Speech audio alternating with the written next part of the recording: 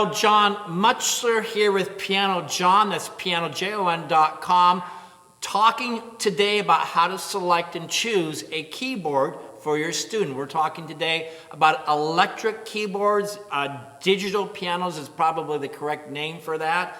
And at the outset, I still wish to urge and encourage, if possible, for your student to have a traditional, regular, non-electric piano. There's just too much going on inside a regular piano in terms of sound, in terms of touch of the keyboard, and in terms of the general learning experience. Remember, most keyboard music was written for the traditional piano, and so there's great benefit of that. And so there is a second video here on how to purchase or obtain a traditional piano, so you might want to check that out as well. But if you're in a situation where you're going to use a keyboard, how do you select one? And that is what this video is for.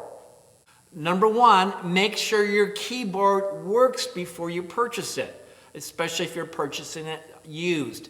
Just plug it in, just check it out, make sure it produces a sound, and make sure all the keys work and things like that. We'll go through some of the details of what that means in this video. There should be 88 keys on your keyboard.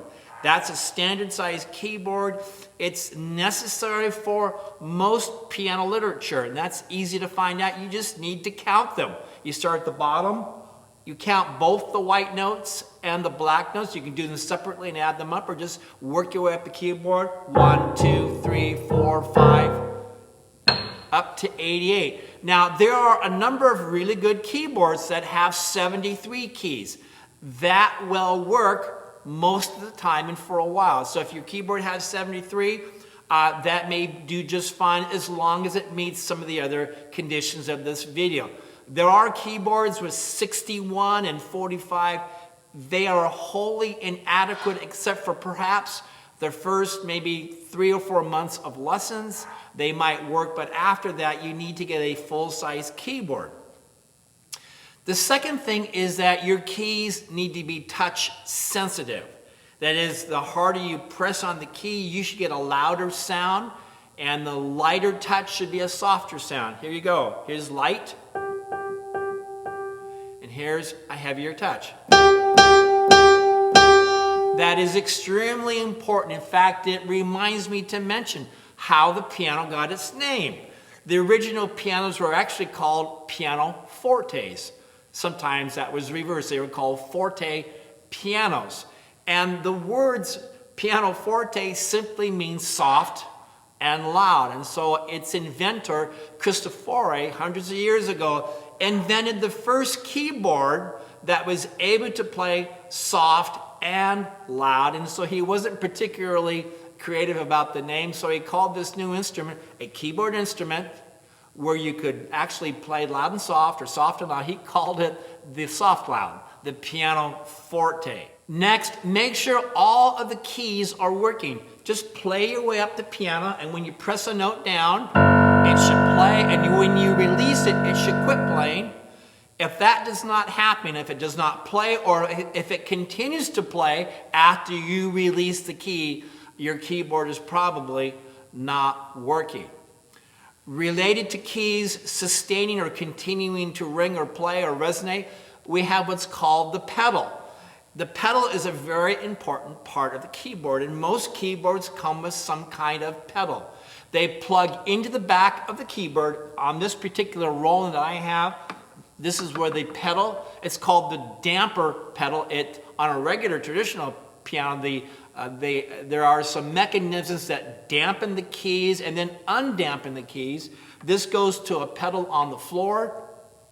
It's a marvelous tool which allows notes on the piano to ring out near continuously. Let me give you an example. I'm going to play a chord and then let go. But this time I'll play the same chord but with the pedal down.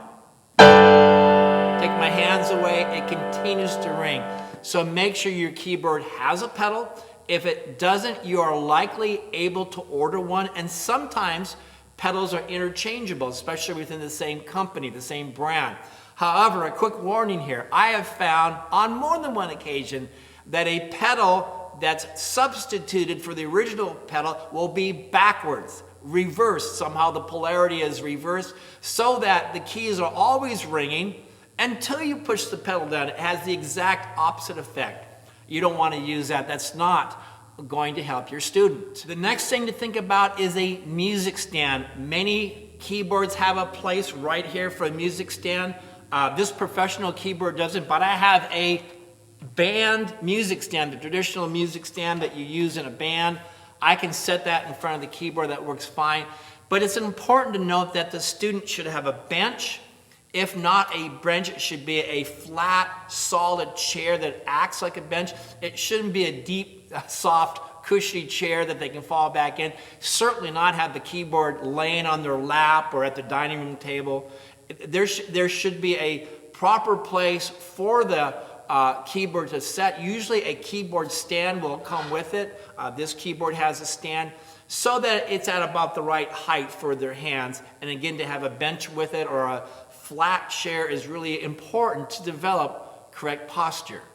So those are some quick tips on how to choose a keyboard. There are so many brands, and fortunately for today, they're not very expensive. You can almost find them for free in certain circumstances, maybe just a few $100s. And again, one nice thing about a keyboard is you don't have to tune it. That is one of the upsides of it. They're more portable, they're easier to place somewhere. But finally, I do need to repeat, it's always good at a certain point of a student's development, probably around year 3 at the latest, they should have access to a regular piano. Thank you for watching. Again, this is pianojohn.com. Have a great day.